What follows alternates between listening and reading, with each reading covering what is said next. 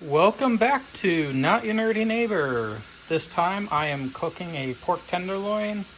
I did not know it was split down the middle, but it will still be really damn good. I seasoned it with this sweet rub from Fat Boy All Natural Barbecue. It's just a good, light, slightly sweet. For me, I use it as an all-purpose seasoning. What I've done so far, I started the recording a little late, is I set my oven to 350 degrees Fahrenheit, and I preheated my cast iron pan to provide my tenderloin a little bit of a sear, just so it'll look more appealing and provide a better flavor if I sear it ahead of time prior to putting it in the oven.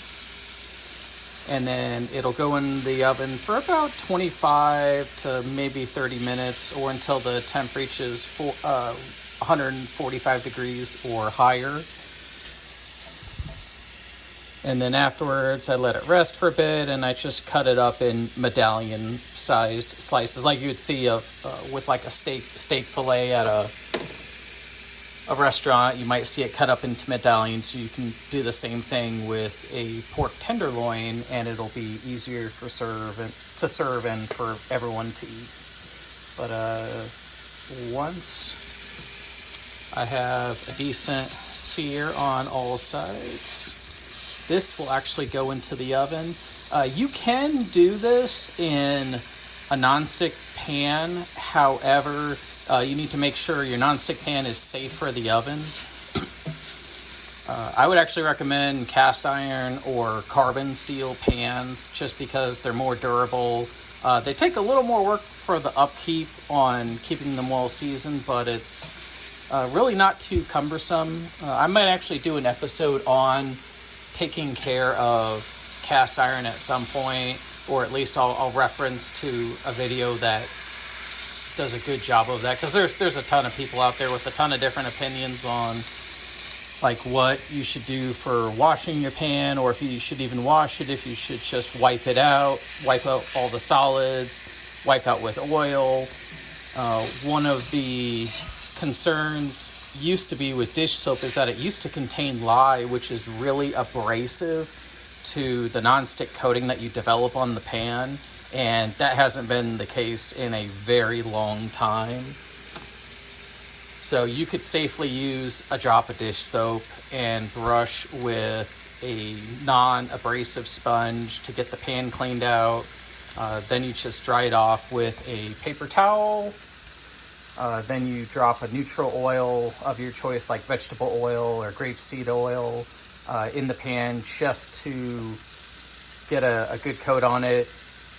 Then you heat up the pan until it starts to smoke slightly, and it's clean. So it's maybe 5 to 8 minutes more worth of work, but it'll pay off in the end with the results you get out of a cast iron or carbon steel.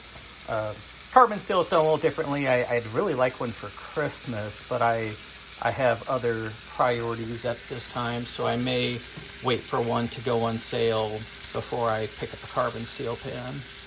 But this is about ready to go into the oven. Turn my pan off. Get my sous chef out of the way. Come on, girl. Come on. We're not cooking you tonight. All right. Nope. Had to make sure the little one didn't come too close to the open oven. Ow, that's a little hot. And now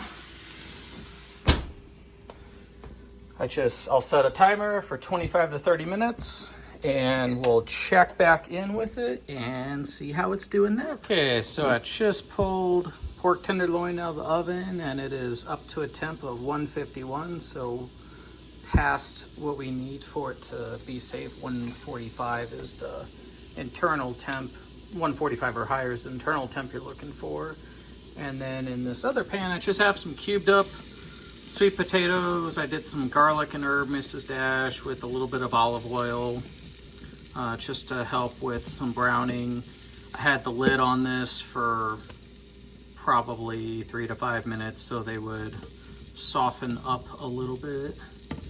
and then it's just browning them up and take them out of the pan, and they're a healthier alternative to white potato. And then notice cast iron pan. I do have a silicone grip on here, and I also used an oven mitt because it's a little on the heavier side with both of those in there. And now those are just going to rest for about 8 to 10 minutes, and then I will slice it up and I'll have some dinner. Just want to thank everyone for watching, following, liking, and subscribing. So have a wonderful night and have a happy holiday.